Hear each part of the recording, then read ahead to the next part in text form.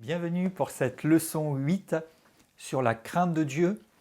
Donc aujourd'hui, dans cette leçon, on va parler ensemble, on va observer encore les Écritures sur ce sujet qui est vraiment quelque chose d'important, de primordial dans notre vie en tant que croyants, en tant que fils et filles de Dieu. Nous voyons que la crainte de Dieu est quelque chose qui a vraiment toute sa place, qui est primordial. Il est important d'en être conscient et de marcher dans cette crainte de Dieu. Et nous avons vu un certain nombre de choses. Et en tant que serviteurs et servantes de Dieu aussi, la crainte de Dieu est un sujet qui doit rester profondément ancré en nous, qu'il nous faut observer, auquel nous devons être attentifs. Et d'ailleurs, dans cette leçon, nous allons particulièrement observer aussi dans cette perspective-là. Et je crois que ça va encore vraiment nous éclairer, nous aider à nous positionner et à honorer Dieu et voir sa puissance à l'œuvre dans nos vies alors que nous manifestons cette crainte de Dieu. Donc dans la première leçon, on a fait des définitions, on a apporté quelques fondements, des explications sur la crainte de Dieu. Dans la leçon 2, on a vu pourquoi la crainte de Dieu. D'après les Écritures, leçon 3, on a parlé des motivations et des bénéfices. Et on voit qu'en fait, si nous sommes appelés à craindre Dieu, eh bien Dieu a des choses en vue. Et c'est par rapport à un projet, par rapport à la bénédiction, par rapport à sa manifestation dans nos vies qu'il nous appelle à marcher, à vivre dans la crainte de Dieu. Nous avons aussi parlé de connaître Dieu et de combien le fait de connaître Dieu et de craindre Dieu fonctionnent ensemble. Si nous connaissons Dieu, nous allons pouvoir développer la crainte de Dieu. Et si nous craignons Dieu, eh bien nous pouvons le connaître toujours plus en profondeur, toujours plus proche, et cela continue ainsi de suite. Nous avons ensuite observé ensemble pendant 2 leçons des attributs de Dieu, comment il se révèle dans l'Écriture, qu'est-ce qui le caractérise, et puis nous avons parlé d'être imitateur de Dieu dans la dernière leçon, c'est-à-dire qu'il y a aussi des attributs de Dieu, des éléments qui le caractérisent et que nous sommes appelés à partager avec lui.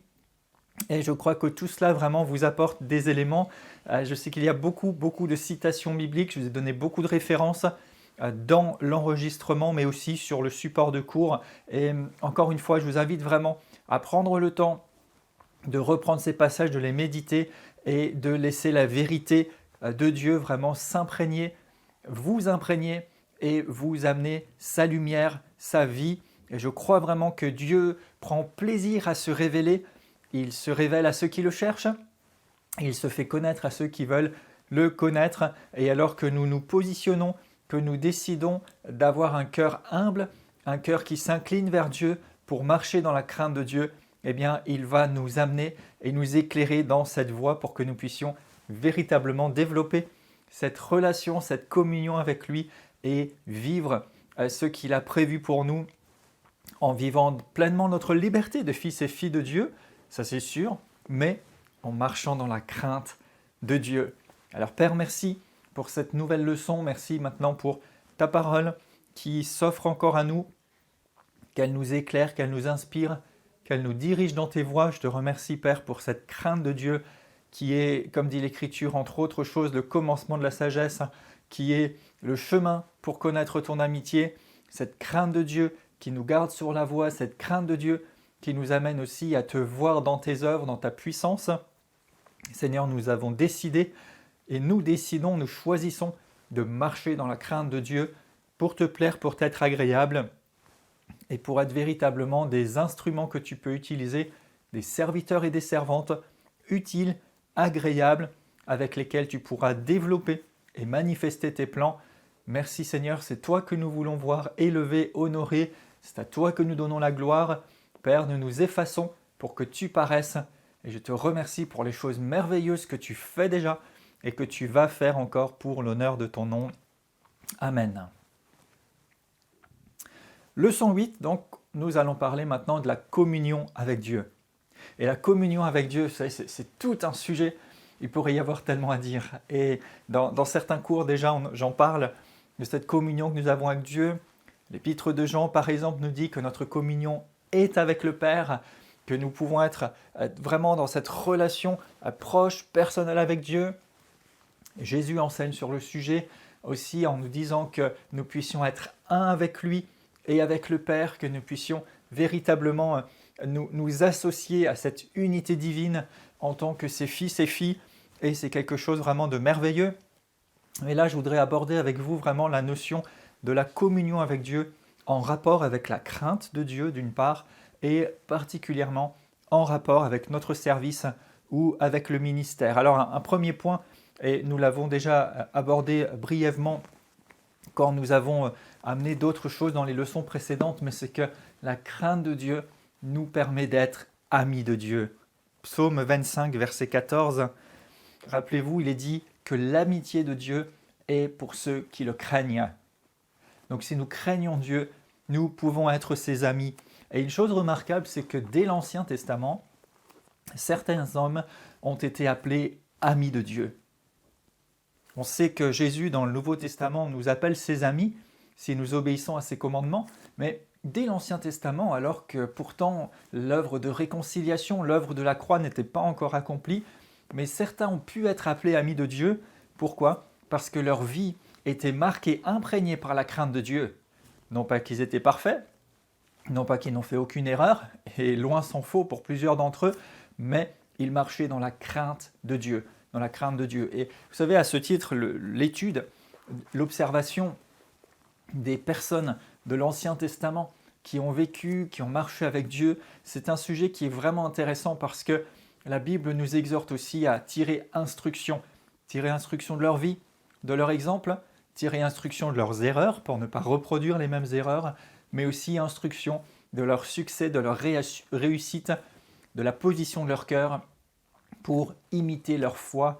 Et c'est quelque chose qui est vraiment important, primordial et intéressant. Donc ici, nous n'allons pas étudier en détail non plus la vie de ces personnes-là, c'est par personne tout un sujet, et d'ailleurs vraiment intéressant à étudier, à observer, parce que Dieu nous révèle des choses sur son cœur, sur lui-même, à travers le vécu de ces personnes-là, mais aussi parce que l'état simplement d'homme de ses prédécesseurs dans la foi nous éclaire sur, d'une part, oui, les faiblesses de l'humanité et la bonté que Dieu répand par rapport à ça, mais aussi sur la possibilité concrète et la capacité de pouvoir marcher d'une manière agréable à Dieu, d'une manière digne, si nous l'écoutons et nous lui obéissons. Par exemple, nous avons ce témoignage dans la Genèse d'un certain Hénoch, dont il est dit que Hénoch marchait avec Dieu, puis il ne fut plus parce que Dieu le prit. Donc quelqu'un qui était si proche de Dieu, et bien sûr David, l'un des exemples aussi par excellence dont il est dit qu'il était appelé l'homme selon le cœur de Dieu. Donc ça, c'est des choses qui sont vraiment remarquables. Mais pourquoi ? Parce que l'amitié de Dieu, le plaisir de Dieu se trouve dans ceux qui le craignent. Et David est quelqu'un qui craignait Dieu, quelqu'un qui adorait Dieu, quelqu'un qui avait à cœur vraiment le service de Dieu, quelqu'un qui avait à cœur d'obéir à Dieu, d'amener le peuple vers Dieu aussi. Et bien qu'il ait vécu beaucoup de choses et qu'il ait fait des choses plus que discutables, mais il a su s'humilier devant Dieu, il a su marcher comme un homme selon le cœur de Dieu. Mais je voudrais particulièrement, et on les retrouvera plusieurs fois dans cette leçon, vous parler de deux personnes, deux leaders de ministère, Abraham d'une part, et puis Moïse. Et Moïse, on y reviendra un petit peu après. Mais regardez Jacques 2, verset 23.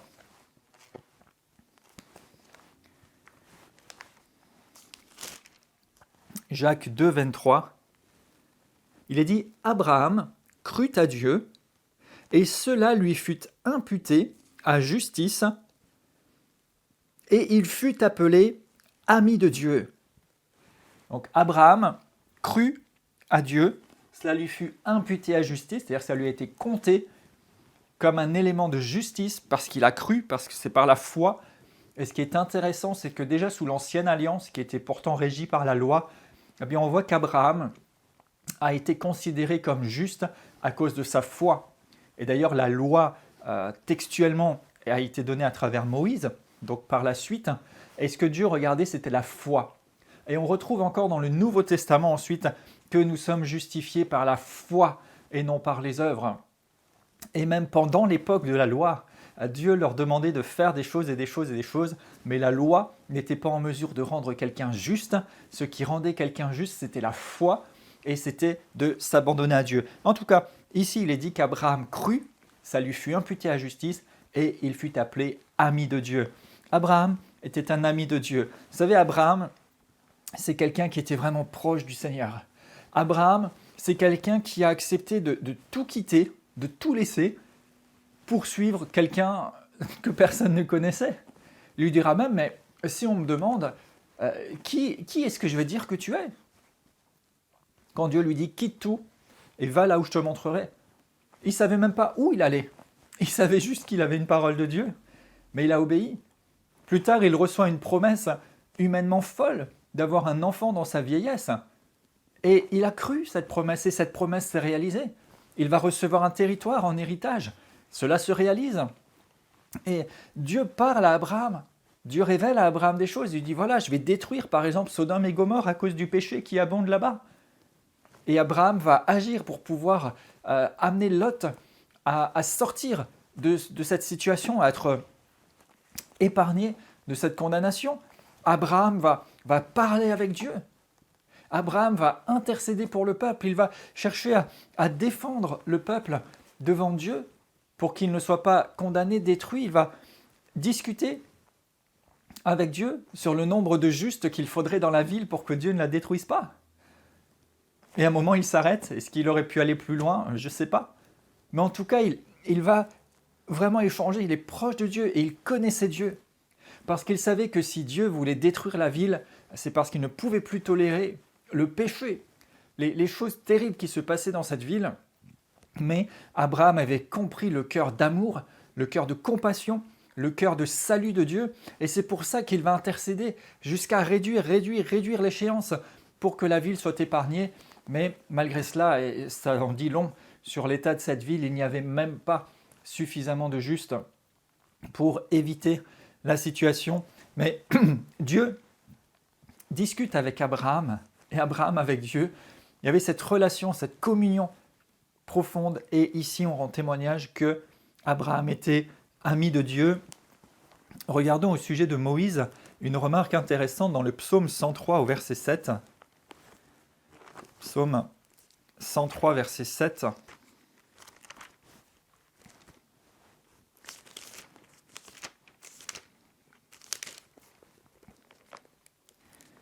Il est dit, Dieu a manifesté ses voies à Moïse et ses œuvres aux enfants d'Israël.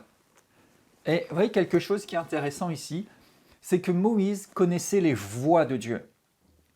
Et le peuple connaissait les œuvres de Dieu. Et en fait, ici, il y a une différence. On peut connaître les œuvres de Dieu. On peut voir qu'est-ce que Dieu a fait par le passé. On peut même voir Dieu à l'œuvre aujourd'hui et on peut savoir qu'est-ce que Dieu va faire à l'avenir par rapport aux prophéties bibliques, par rapport aux événements annoncés. Et finalement, un bon nombre de personnes peuvent connaître les œuvres de Dieu. Et il y a bien des gens qui peuvent connaître quelque part les œuvres de Dieu.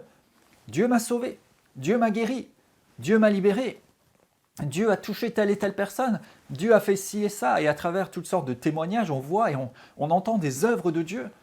Donc beaucoup de gens connaissent les œuvres de Dieu. Mais ici, il est dit que Moïse, lui, il ne connaissait pas que les œuvres, Moïse connaissait les voies de Dieu. Les voies de Dieu, c'est la pensée de Dieu, c'est le projet de Dieu, c'est la manière de faire de Dieu. On pourrait dire le cœur de Dieu, la logique de Dieu d'une certaine façon. Donc Moïse avait une connaissance beaucoup plus poussée, beaucoup plus intime, beaucoup plus avancée. Il ne voyait pas seulement ce que Dieu faisait, mais il savait pourquoi Dieu le faisait. Il savait où Dieu voulait aller. Il savait quel était le cœur, la pensée, le plan de Dieu. Et c'est quelque chose de remarquable ici. Et puis un autre sujet, je l'ai mentionné juste très rapidement avant, mais si vous lisez Jean 15 et au verset 14, Jésus dit « Vous êtes mes amis si vous faites ce que je vous demande, si vous m'obéissez ». Donc l'amitié de Dieu, c'est quelque chose qui est accessible aux hommes, qui a été accessible à plusieurs personnes et qui est relié avec la crainte de Dieu, ou ici avec l'obéissance.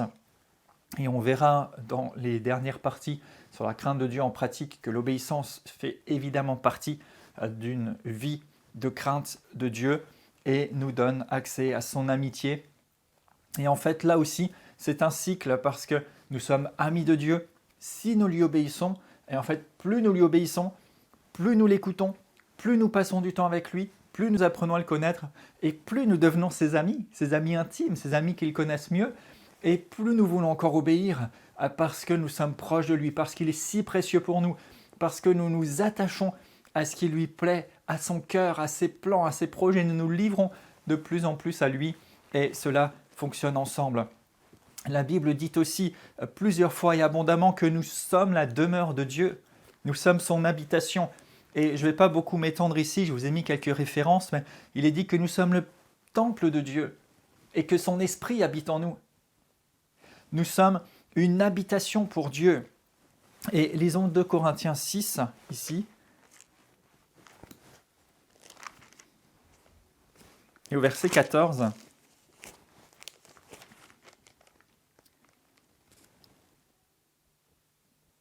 Ne vous mettez pas avec les infidèles sous un joug étranger, car quel rapport y a-t-il entre la justice et l'iniquité? Ou qu'y a-t-il de commun entre la lumière et les ténèbres? Quel accord y a-t-il entre Christ et Bélial, ou quelle part a le fidèle avec l'infidèle?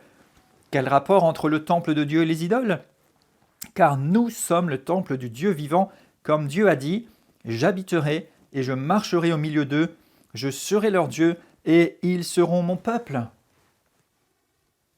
Et il l'exhorte ici encore à se séparer du monde. Et nous avons déjà abordé ce sujet précédemment et c'est une réalité vraiment importante. C'est que la crainte de Dieu, ça passe par le fait aussi de vraiment s'attacher à Dieu par-dessus tout, prendre conscience que nous ne nous appartenons pas à nous-mêmes, prendre conscience que nous n'appartenons pas plus à ce monde, prendre conscience que Dieu a choisi d'être notre Dieu, d'habiter, de marcher avec nous, parmi nous.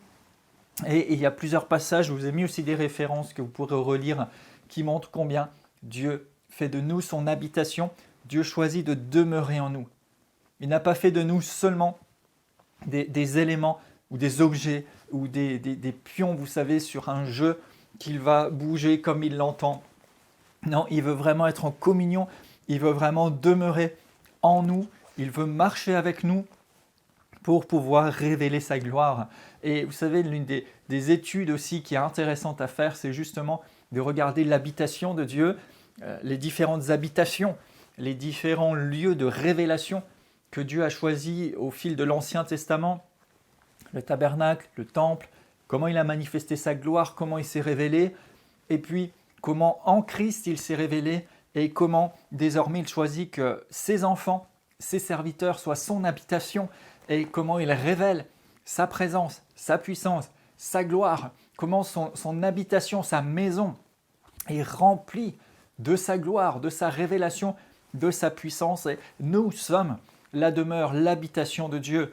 Dieu ne parle pas seulement d'habiter dans nos cœurs, vous savez, par la foi, comme un concept très abstrait, très virtuel, mais il parle d'habiter et de marcher parmi eux. Ça veut dire qu'il veut marcher avec nous, qu'il veut être véritablement en action, en mouvement. Il veut être à l'œuvre dans nos vies. Et vous savez, là où il est, il y a sa gloire, parce que ça fait partie de lui. Il y a ce rayonnement, il y a cette atmosphère, il y a cette puissance. Et Dieu nous appelle à le craindre parce qu'il veut pouvoir se manifester dans toute sa grandeur, dans toute sa gloire, dans toute sa puissance, dans toute sa splendeur. Mais pour ça, il faut des gens qui le craignent, qui s'inclinent devant lui, qui marchent avec lui, qui soient dans la sainteté, qui choisissent de se mettre à part, de lui donner absolument la primeur, qu'il soit leur référence et leur préférence absolue, qui est pour lui de la déférence et de la révérence, de sorte qu'il soit manifesté, révélé. Et vous savez, pendant que le peuple d'Israël était en esclavage, Dieu va préparer, Dieu va susciter Moïse pour les délivrer de cet esclavage et les amener dans la liberté. Mais on voit qu'il y a tout un cheminement, et en fait dans ce cheminement, il y a aussi toute une démarche où on voit le cœur des personnes, où on voit les motivations des personnes. Et je voudrais un petit peu observer ça avec vous aujourd'hui. Et vous savez, je crois qu'à travers aussi cet exemple du cheminement du peuple qui a été libéré de l'Égypte, libéré de l'esclavage, libéré du dur labeur et qui était en cheminement vers la terre promise, vers le pays de la promesse, il y a vraiment beaucoup de leçons à en retirer. Et ici, par rapport à la crainte de Dieu, par rapport à notre communion avec Dieu. Il y a vraiment quelque chose qui est remarquable dans l'attitude des personnes et qui résonne avec certaines réalités. Je viens de vous montrer dans le psaume 103 que le peuple connaissait les œuvres, mais Moïse connaissait les voies de Dieu. Et tristement, bien souvent, nous mettons l'accent sur les œuvres. Et les gens attendent les œuvres. Et beaucoup de gens parlent, et même des serviteurs prêchent constamment sur qu'est-ce que Jésus a fait, qu'est-ce que Jésus peut faire, qu'est-ce que Dieu peut vous apporter, qu'est-ce qu'il peut manifester dans votre vie. Il guérit, il libère, il vous donne la prospérité, il vous donne la gloire, il vous donne le succès, il vous donne la richesse, il vous donne la fécondité, il vous donne ceci, cela. Et quand ces choses sont ancrées dans la communion intense avec Dieu, quand elles sont associées avec l'obéissance, avec la crainte, avec la consécration, avec la sainteté, elles sont justes parce que bibliques, mais il est dommage et triste que bien souvent l'accent soit mis sur les œuvres, sur la bénédiction, sur les effets, plus que sur la source. L'accent est mis sur les œuvres, les œuvres, les œuvres, les œuvres, la bénédiction, la bénédiction, la bénédiction, les miracles, les miracles, les miracles. Et beaucoup de gens savent beaucoup de choses sur qu'est-ce que Dieu fait, qu'est-ce que Dieu peut faire, et ils s'attendent à ce que Dieu fasse. Mais peu de gens connaissent véritablement Dieu. Souvent on prêche les effets, les bénédictions et tout, et c'est bon, c'est la Bible. Mais est-ce qu'on prêche qui est Jésus ? Est-ce qu'on prêche qui est Dieu ? Est-ce qu'on parle du cœur de Dieu ? Est-ce qu'on parle de la volonté de Dieu ? Est-ce qu'on parle de la sainteté ? Est-ce qu'on parle de la consécration ? Est-ce qu'on parle de l'intimité avec Dieu ? Est-ce qu'on parle de chercher les plans, la pensée, la volonté de Dieu à travers une communion intense ? Et c'est ce qui fait la différence, parce que du coup, beaucoup de gens vont seulement chercher Dieu pour ce qu'il pourrait faire pour eux, plutôt que de le chercher et le suivre pour qui il est.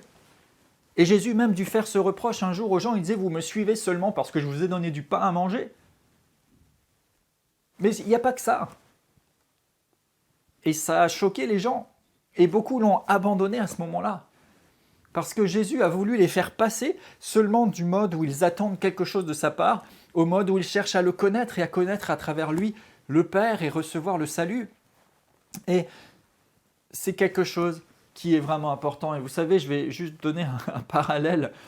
Et d'une certaine façon, vous savez, c'est comme si une jeune femme épousait quelqu'un seulement pour son argent ou pour sa fortune. Et il peut sembler tristement que certaines personnes suivent Dieu, suivent Jésus, elles dans les réunions prient ou elles dans les églises, juste pour les effets, pour les miracles, pour ce qu'il peut en ressortir, plus que pour Dieu lui-même. Et c'est important de se poser la question et de repositionner notre cœur. Qu'est-ce qui fait que je marche avec Dieu ? Qu'est-ce qui fait que je le suis ? Est-ce que c'est parce que je cherche à connaître et à grandir dans ses voies, en connaissant sa nature, sa personne, en me développant d'abord dans la communion avec Dieu ? Ou bien est-ce que je cherche des bénéfices, des effets, des principes, des choses qui vont me conduire, mais sans qu'il n'y ait vraiment la profondeur et la puissance de la communion derrière ça. Et ces deux attitudes se voyaient déjà pendant que ce peuple d'Israël cheminait dans le désert vers le pays de la promesse, sous la direction de Moïse, qui était établi par Dieu pour les amener dans cette étape. Et vous savez, on voit des deux côtés. On voit les Israélites et on voit Moïse. Et vous pourrez relire ça dans l'Écriture, notamment dans l'Exode. Mais vous avez Moïse et vous avez les Israélites. Et les Israélites, ils ont été abusés en Égypte. Ils ont été mis en esclavage. Ils vivaient dans des conditions difficiles. Ils vivaient dans une zone où ils étaient que entre eux. Ils étaient considérés comme des esclaves, comme des serviteurs, à la merci de l'Égypte. Ils travaillaient dur chaque jour. Ils avaient une nourriture qui était limitée. Ils portaient certainement des vêtements simples et sales parce que c'était des ouvriers, des esclaves. Et ils travaillaient pour d'autres personnes. Ils travaillaient à construire des choses, des monuments, à construire des villes, à construire, mais ce n'était pas pour eux-mêmes, ni pour leurs descendants. C'était pour l'Égypte, c'était pour quelqu'un d'autre. Et pourtant, quand ils sont sortis d'Égypte, qu'ils ont été libérés par Dieu, en plus ils sont sortis avec des richesses, avec des trésors d'Égypte, dit l'Écriture, mais plusieurs fois dans leur marche dans le désert, ils murmurent et ils disent « mais est-ce qu'il n'aurait pas mieux valu qu'on reste là-bas ? Ou bien choisissons un autre chef et rentrons en Égypte ?»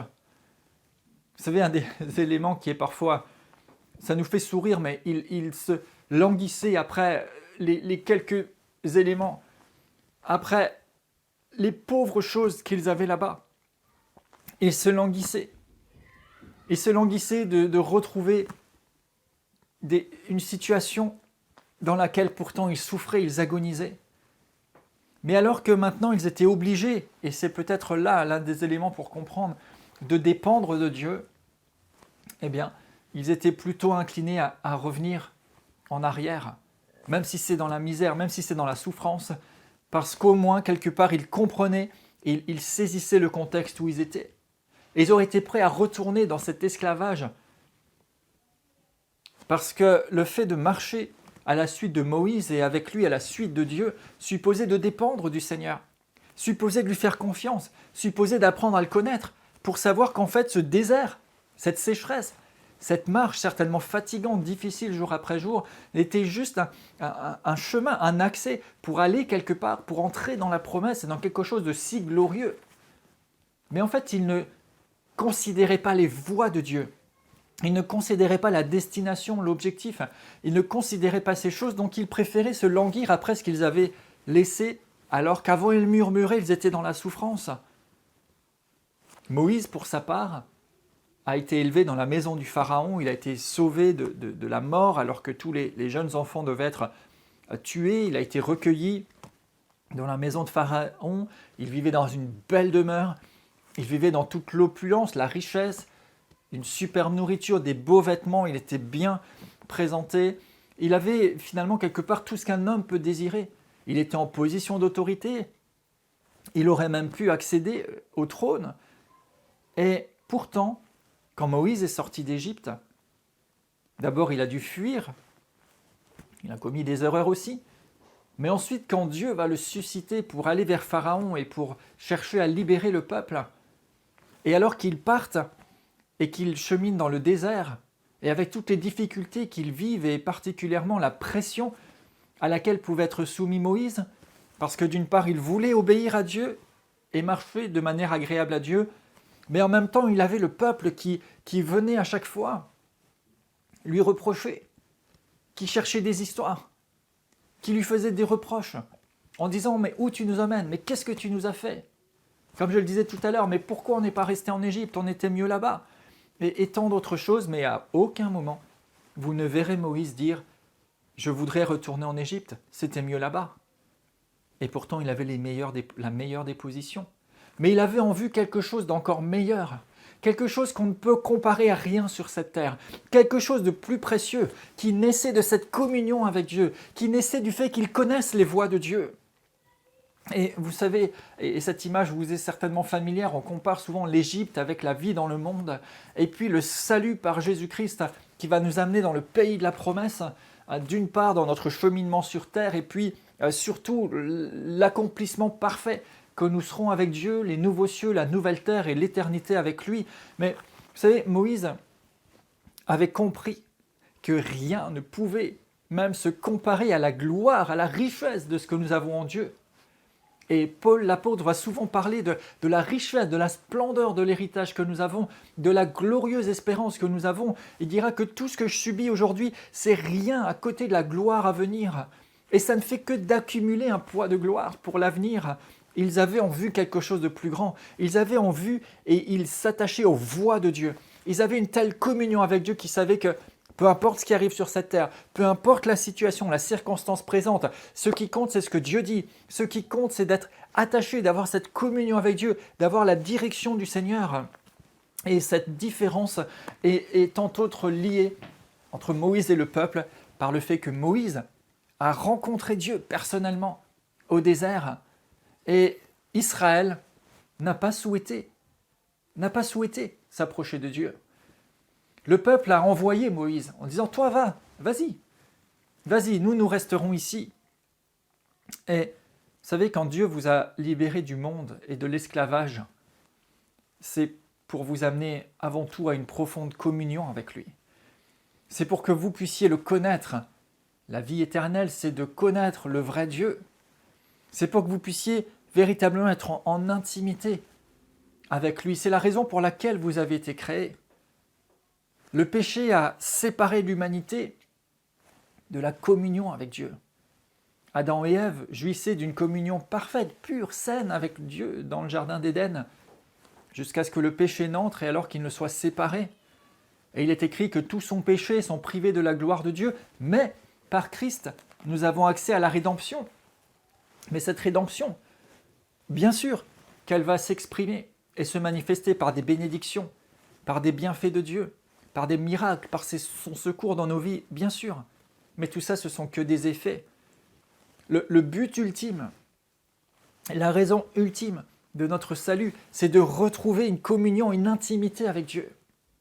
C'est de retrouver la gloire que nous avons perdue, cette gloire de Dieu, qui est le fait d'être un avec lui, d'être dans sa présence, d'être dans cette atmosphère où il est, que nous puissions jouir de l'intimité avec lui. Et Dieu, plusieurs fois, va amener son peuple à se sanctifier. Il va leur dire, soyez saints, préparez-vous parce que je vais me manifester. Et alors que Dieu nous a sortis du monde, il nous faut choisir de nous mettre à part, de marcher conformément à cet appel divin que nous avons, de marcher conformément à notre nature divine. Il n'y a pas juste une question d'avoir des miracles et des œuvres de Dieu, mais nous voulons le connaître et nous voulons voir sa gloire dans d'autres dimensions. Et il y a une manifestation, une révélation de la gloire de Dieu qui doit venir. Mais pour ça, il nous faut des gens qui cherchent les voies de Dieu, qui cherchent la communion intense avec Dieu, plus que les effets, plus que ce qui peut se passer. 2 Corinthiens 7 au verset 1er. Il est écrit « Ayant de telles promesses, purifions-nous de toute souillure de la chair et de l'esprit en achevant notre sanctification dans la crainte de Dieu. » Et alors que nous avons des promesses merveilleuses, c'est ce que nous avons lu juste avant, que Dieu veut habiter, marcher au milieu de nous, qu'il veut être notre Dieu, qu'il veut qu'on soit son peuple, il veut faire un avec nous, mais alors nous devons choisir de nous sanctifier.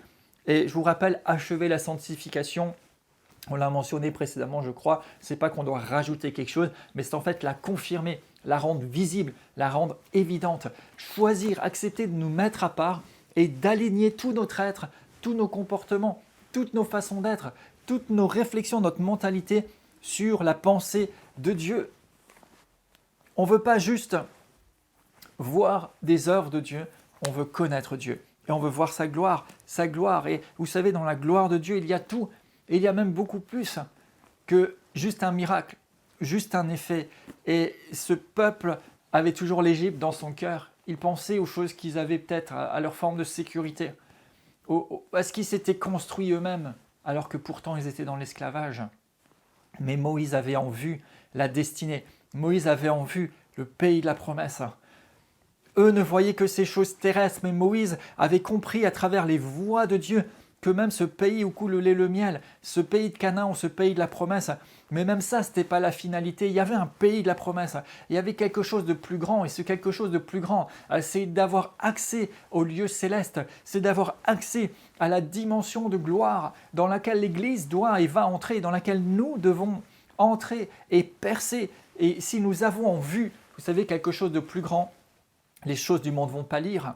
On n'aura pas besoin de vous dire « arrête ci, arrête ça ». Si vous avez en vue les voies de Dieu, si vous connaissez Dieu, que vous avez une relation intime, puissante avec lui, vous allez chercher ce qui lui plaît parce que vous savez que ça vaut tellement, tellement beaucoup plus que n'importe quoi d'autre sur cette terre. Vous savez, le ministère, notre service doit découler de cette communion. Passer du temps avec Dieu parce que c'est son œuvre. Quand vous êtes serviteur, servant de Dieu, si vous êtes dans le ministère, ce n'est pas votre affaire. Ce n'est pas votre service, ce n'est pas votre œuvre. Vous êtes juste participant de l'œuvre de Dieu. Et c'est sa grâce de vous avoir choisi et établi pour le servir et pour participer à ses buts. Alors vous devez être sage et vous devez vivre avant tout dans cette communion avec Dieu pour que de cette communion puissante avec Dieu découle ce que vous allez faire et que vous puissiez conduire les gens dans la voie juste et les amener aux pieds du Seigneur. Vous savez, Dieu avait appelé Moïse et Aaron à monter sur la montagne. Vous pouvez retrouver ça dans Exode 19, par exemple, au verset 24. Mais pourtant, Aaron est resté avec le peuple dans le camp et Moïse est monté pendant ces 40 jours et 40 nuits. Vous savez, Aaron, c'est quelqu'un qui s'est laissé influencer. qui du coup a donné au peuple ce qu'il voulait. Le peuple dit à Aaron dans Exode 32, verset 1, « Viens et fais-nous des dieux qui marchent devant nous. Et quant à ce Moïse qui nous a sortis d'Égypte, nous ne savons pas ce qui lui est arrivé. » Et en fait, Aaron, il s'est mis avec eux, et puis ils se sont mis à fabriquer ce veau d'or. Ils ont fait un autel sur lequel le veau d'or allait être adoré. Ils ont fait un festin, et ils ont décidé que ce veau d'or, maintenant, ce serait lui, le Dieu d'Israël, qui les ait fait sortir d'Égypte. Et en fait, ils disaient, oui, Yahweh nous a délivrés, nous a sauvés, nous a guéris, mais en fait, notre Dieu Yahweh, c'est ce veau d'or maintenant. Et ce qui est remarquable ici, voire effrayant, c'est que Aaron, le serviteur de Dieu, a participé à fabriquer ce veau d'or et à faire cette adoration. Mais pourquoi ? Parce qu'Aaron a été influencé par une volonté de plaire aux gens, influencé aussi certainement par son arrière-plan et son éducation en Égypte, où les gens adoraient des dieux, des images taillées, etc. Et alors, quand le peuple a demandé ça, il leur a donné juste ce qu'il voulait. Mais vous savez, en tant que serviteur et servante de Dieu, nous ne sommes pas supposés donner aux gens ce qu'ils veulent. Nous sommes supposés donner aux gens ce que Dieu dit que nous devons donner. Nous sommes supposés dire la parole de Dieu telle qu'elle est. Et ça, c'est quelque chose de tellement important. Et Moïse, c'est quand il est descendu avec les tables de la loi, était pris dans une colère parce que lui, il venait de passer du temps avec Dieu. Et il voulait amener les gens à se rapprocher de Dieu, à marcher avec lui. Et Aaron, qui pourtant était avec lui dans le service, a participé à mettre en place toute une adoration d'idoles. Dans le Lévitique, on voit un autre exemple où Dieu donne des instructions, et alors que les sacrificateurs obéissent et font ce que Dieu leur a dit de faire, la gloire de Dieu se manifeste, elle apparaît sous la forme d'un feu. Mais juste un peu plus tard, dans Lévitique chapitre 10, d'autres personnes ont envie, eux aussi, de montrer, nous sommes aussi des serviteurs, nous sommes aussi des gens puissants, et alors ils apportent leur feu. Ils ont voulu faire quelque chose, ils ont voulu se montrer, ils ont voulu donner l'impression de je ne sais quoi, et ils ont été jugés sur place parce que Dieu a dit « je ne veux pas d'un feu étranger ». Et vous savez, il y a vraiment une différence entre comprendre les voies de Dieu ou juste les œuvres de Dieu. Et ici, même ces sacrificateurs-là, ils ont vu que Dieu s'est manifesté dans un feu, alors ils se sont dit, nous aussi on va allumer un feu et on va faire comme si c'était le feu de Dieu qui était venu. Alors qu'en fait, ce qui est important, ce n'est pas l'œuvre, ce n'est pas juste le feu en lui-même, bien que ce soit puissant et que nous puissions glorifier Dieu à travers ses œuvres, mais ce qui est important, c'est de connaître les voies de Dieu. Et d'une part, quand Dieu a fait descendre son feu surnaturellement, il avait un objectif, il avait une pensée, c'était en accord avec quelque chose. Mais si nous amenons un feu alors qu'il n'y a pas derrière de dessein, de pensée divine, de but particulier, ça vaut rien. Ça vaut rien. Vous savez, quelquefois, dans la manifestation de la puissance de Dieu, il peut y avoir des effets visibles, des choses puissantes, et gloire à Dieu pour ça. Mais ce ne sont pas les effets qui devraient être l'objet de notre attention. Ce ne sont pas les effets qui sont importants, c'est la puissance de Dieu qui produit ces effets, mais ce ne sont que des effets. Donc on ne veut pas rechercher des effets, on veut rechercher la puissance, on veut rechercher la source. Quand nous sommes serviteurs de Dieu, notre part, ce n'est pas de vouloir à tout prix faire quelque chose.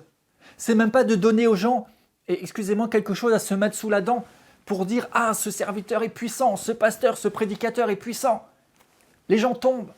Il y a telle chose, il y a telle chose, il y a telle chose. Si ça arrive et que c'est l'œuvre de l'Esprit, gloire à Dieu, mais ne produisez pas des choses juste pour montrer, chercher la réalité. Parce que sinon, vous nourrissez juste quelque chose de charnel. Vous donnez aux gens ce qu'ils vous demandent.